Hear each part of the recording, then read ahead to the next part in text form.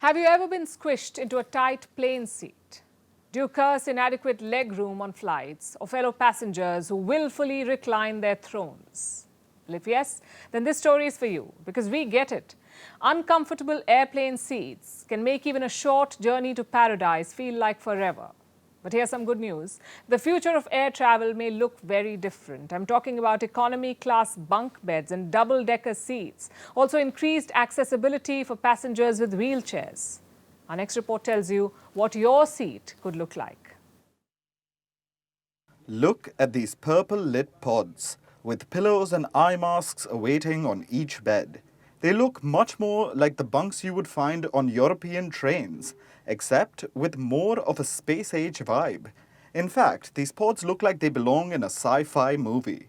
But they could soon be front and center in the aisle of the economy section of Air New Zealand. Yes, New Zealand's national carrier is taking good sleep to the skies. Now, decent shut-eye is a privilege on any flight, one that is reserved for those who can afford seats in business or first class.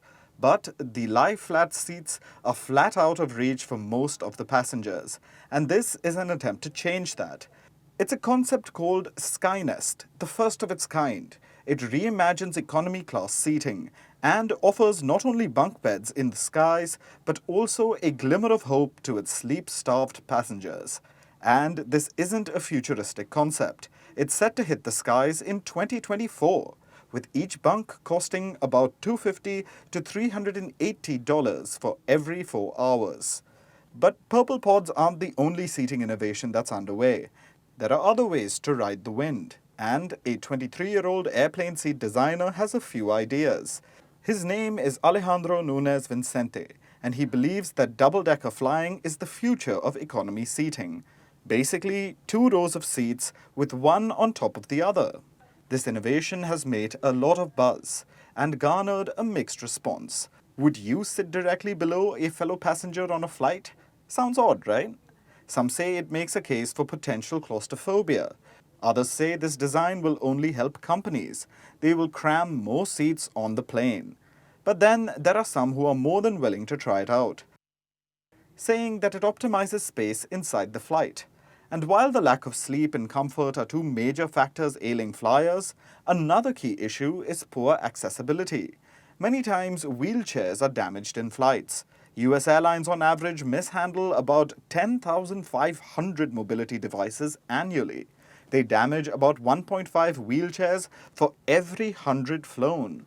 A well-known disability activist even died due to this. She developed complications after she rented a wheelchair because her custom wheelchair was destroyed during a United Airlines flight.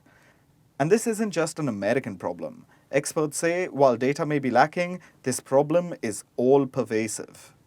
But now there may be a solution. A new airplane seat debuted this month. It allows travelers to remain in their own wheelchairs during flights. These wheelchairs would attach to the flight seats, and passengers will be able to use the airplane's headrest and tray tables. This innovation is being called a crucial step forward. It's also economical. Reports say that wheelchair-bound passengers spend over $58 billion on travel annually. Moves like this will make it a win-win for both sides. Moral of the story: air travel is changing. Seating innovation is taking to the skies. And soon enough, we'll know if these ideas fly in the real world.